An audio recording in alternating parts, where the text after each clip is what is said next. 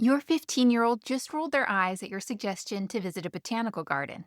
Your 13-year-old wants to know if there's anything walkable they can do without you hovering. And your 17-year-old is still asleep at 11 a.m. even though you're on Hawaii time, completely blowing your plans for an early morning hike. If you're planning a Hawaii trip with teenagers, you already know they're not the easiest travel companions. They're not little kids anymore who'll happily do whatever you suggest, but they're also not quite ready for full independence. So, how do you actually pull this off without constant arguments and "I'm bored"? That's what we're covering today, and I'm pulling from my own experiences traveling with teens, plus what I'm hearing from consultation clients right now.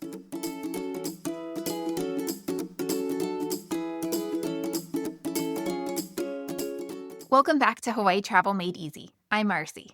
If you're planning a Hawaii trip with teenagers between 13 and 17, you're probably feeling a little overwhelmed because teens are complicated travelers. They want to do their own thing but still need supervision. They might act too cool to enjoy family activities, but secretly they're paying attention to everything. I get it. I was that teenager on Waikiki Beach at 14. And you know what I remember most? My parents letting me walk to the international marketplace by myself to shop and grab snacks. That tiny bit of freedom made the entire trip more memorable than any activity we did together. Now I'm on the other side, working as a Hawaii travel consultant and helping families figure out how to make those trips actually work. I've traveled with my nieces and nephews when they were teens. Also,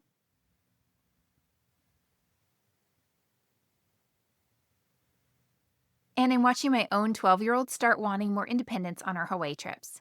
So today, I'm sharing what actually works when you're planning Hawaii with the 13 to 17 crowd. We'll talk about activities they'll genuinely enjoy, mistakes I see parents making all the time, and how to give them independence while keeping everyone safe and happy.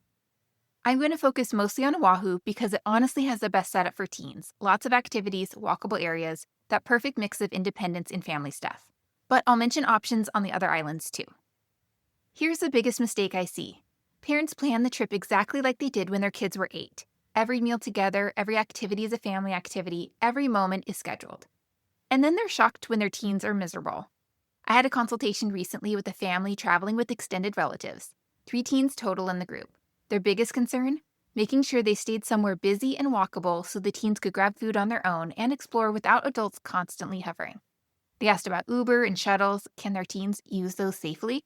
They wanted to know which areas of Waikiki felt safe for teens walking alone at night. They were worried about the teens getting bored. That's smart planning, because teenagers need space. They need time away from you. It's not personal, it's just being a teenager. On Oahu, Waikiki works perfectly for this. It's walkable, it's busy, there are clear boundaries. You can give your teen some cash, set a meeting time and place, and let them explore the shops along Kalakaua Avenue or grab shave ice on their own. They're in a tourist area with tons of people around. You're staying nearby. They feel like actual humans instead of tagged along kids. Everyone wins. But you need to think about this when you're choosing where to stay. If you book a remote vacation rental on the North Shore, your teen doesn't have any walkable independence. They're stuck relying on you for transportation and activities. Which might be fine for some families, but if your teen values independence, and most do, you need accommodation in a busier area with stuff within walking distance. Another thing consultation clients ask me about: sleeping arrangements. Teens want their own space. Does the room have a separate bedroom? Can we get a suite? Will my teen have to share a bed with their sibling? An extra bedroom makes a huge difference. Resorts with suite options work really well because you get that separation without booking multiple rooms. Now in a chat about the sleep thing nobody warned you about. I took my niece and nephews to Waikiki a few years ago. That's only a 2-hour time difference from where they live. I figured jet lag wouldn't be a big deal. They slept until 11 a.m. every single day. It completely changed our plans. I'd scheduled those early morning activities thinking we'd beat the crowds in the heat. It didn't happen. They were exhausted, their bodies hadn't adjusted, and forcing them awake just made everyone cranky. If you're coming from the mainland, especially the East Coast, Hawaii is 5 to 6 hours behind. That typical jet lag trick of just stay up until bedtime doesn't work the same way with teenagers who naturally want to sleep late anyway. Your teen might crash at 6 p.m., then wake up at 2 a.m., or they'll stay up until midnight Hawaii time and sleep until noon, missing half your planned activities. You cannot force your teenager's body to suddenly adjust in 2 days. So build in flexibility. Don't schedule must-do activities first thing in the morning on your first couple of days. Let them sleep. Plan afternoon and evening activities instead. And honestly, sometimes letting them sleep in while you grab coffee and enjoy a quiet morning is actually a gift to yourself. So what actually works? All right, let's chat about activities teens actually want to do. Surfing. If your teen learns nothing else in Hawaii, learning to surf is the thing. Waikiki is genuinely one of the best beginner surf spots in the world. The waves are gentle, the water's warm, and there's something cool about learning to surf where Hawaiian royalty used to ride waves. You can book lessons through the Beach Boys at Waikiki or reserve ahead through sites like Viator.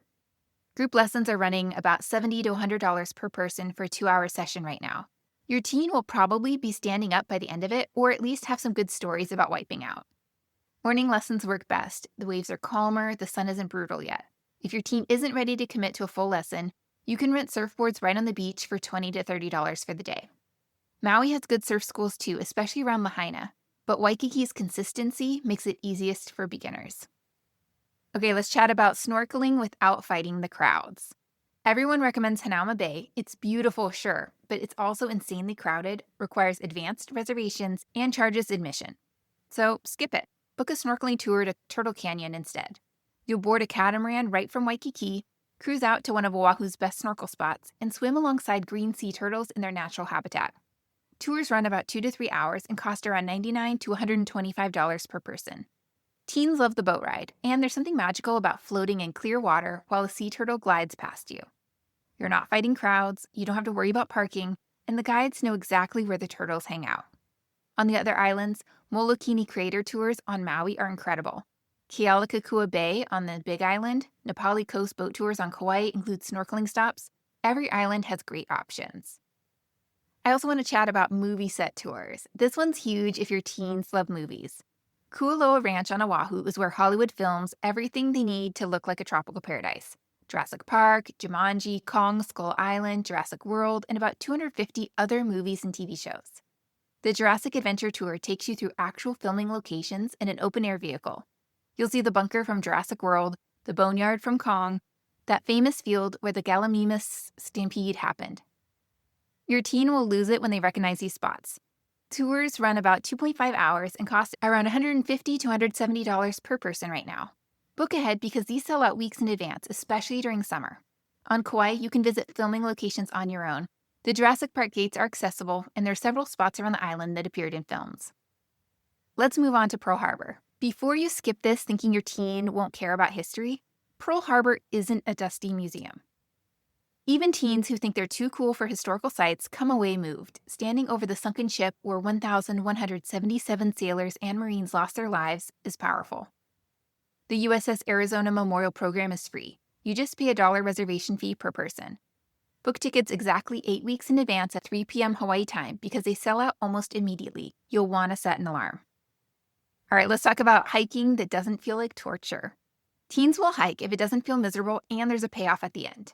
Diamond Head is 1.6 miles round trip, and it takes about 1 to 2 hours and rewards you with views of Waikiki and the Pacific. Entry is $5 per person for non-residents and $10 for parking. You can book this in advance. You'll want to go early to beat heat and crowds, like 6 a.m. early. Manoa Falls is another option. It's 1.6 miles through rainforest to a 150-foot waterfall. The trail can be muddy. It's relatively easy and shaded, which makes it bearable for teens who aren't huge hikers. On Maui, the PPY Trail to Waimoku Falls is stunning. Big Island has Akaka Falls. Kauai has Sleeping Giant Trail. Match the hike to your teen's actual fitness level. Let's chat about food as an activity. Teens love food. You should use that. Make shave ice a quest. Matsumoto on the North Shore and Waiola in Honolulu, which is Obama's favorite spot. Let your teens pick their own flavor combinations, take photos, argue about whose choice was the best. It's cheap, usually $4 to $7, and it's a rite of passage. On the Big Island, hit farmers markets. Maui has food trucks on the road to Hana. Kauai has great food trucks along the North Shore. Give your teens a food budget and let them make choices. That independence thing again. So what doesn't work? Usually it's activities where parents don't actually ask their teen if they're interested. I hear this with surf lessons when the teen just wants to sit on the beach and rest, or booking a luau when they'd rather be shopping. So talk to your teens before you book stuff. What sounds fun to them? What do they absolutely not want to do? You might be surprised by their answers. Let's move on to the North Shore. It's about an hour from Waikiki, completely different vibe. It's a slower pace, smaller towns, and fewer tourists. In summer, North Shore beaches have gentle waves perfect for swimming. In winter, which is November through March, the waves are massive and dangerous. People die every year underestimating them. Watch from the shore, but don't let your teen get in the water. But for summer stops, Haleiwa Town for surf shops and Matsumoto Shave Ice, Laniakea Beach, also known as Turtle Beach, where you'll likely see green sea turtles on the sand, stay back at least 10 feet. Sunset Beach has beautiful sand for lounging, and Waimea Bay is great for swimming in summer. Also, there's Ted's Bakery for chocolate haupia pie, Giovanni's Shrimp Truck, lots of food trucks worth stopping for. Just a reminder, where you stay matters more with teens, and I mentioned this earlier, but it's important enough to repeat. Resorts in busy areas give teens independence options. My son is 12 now, and on our last trip to Waikiki, I gave him some cash, and he headed down the street to get himself an acai bowl while I caught up on work. It's his favorite thing to eat in Hawaii. He even sent me pics to prove he made it there safely. He can grab drinks at the gift shop, hang by the pool, walk next door to order lunch. That independence is huge for him right now. Vacation rentals can work great, but make sure there's something within walking distance. A remote house with amazing views but no nearby restaurants means your teen is stuck relying on you for everything. And think about the bedrooms. Teens need their own space. A suite with a separate bedroom or a rental with enough bedrooms that teens aren't sharing beds makes everyone happier. I have episodes on choosing accommodation and on picking which island to visit if you need help with those decisions. Also, one on island hopping if you're thinking about visiting multiple islands. Now I want to talk about summer travel specifically. Since summer is peak season for families, prices are higher. The popular activities sell out, and you're competing with everyone else trying to give their teens a memorable summer vacation. You're going to want to book early, like several months early for popular tours and activities. Summer in Hawaii is hot, really hot. Plan activities for early morning or late afternoon. Build in beach time and pool time when it's too hot to do anything else. And if your teen wants to bring a friend, think through that carefully. Sometimes it makes a trip better, sometimes it creates issues with dynamics and different family rules. So, how do you keep everyone happy, including yourself? You don't have to make every single moment about your teen's happiness. Build in activities you want to do. If you want to visit a particular beach or take a scenic drive, do it. Your teen can survive an hour of something that's not specifically for their entertainment. The key is balance. Give them independence and activities they'll enjoy, but don't sacrifice your own Hawaii experience entirely. Don't overschedule. Leave room for spontaneity and downtime. Some of the best memories happen when you're not following a rigid itinerary. Your teen might act like they're too cool for a family vacation right now, but they're still soaking it in. Years from now, they'll remember this trip. Now, I can give you general advice all day, but what really makes a Hawaii trip work with teens is personalization. Your teen isn't the same as my consultation client's teen. They have different interests, different energy levels, different tolerance for new experiences, and different sleep habits. That's why I offer personalized consultations, where we can talk through your specific teen's personality and build an itinerary that fits your family, not just what works for teenagers in general. It's $149 for 60 minutes or $69 for 30 minutes. You can book at hawaiitravelwithkids.com and click Resources. That's also where you'll find all my other trusted resources like car rental companies and activity booking sites. If you want more help planning, grab one of my comprehensive travel guides at that same link. They're geared for adults and families with teens, not just little kids.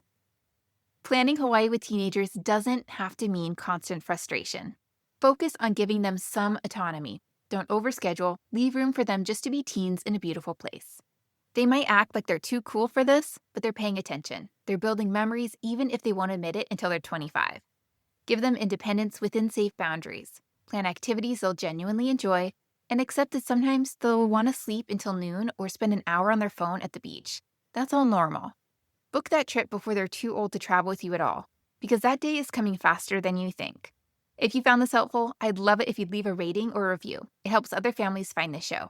I'm Marcie, and I'll see you in the next episode of Hawaii Travel Made Easy.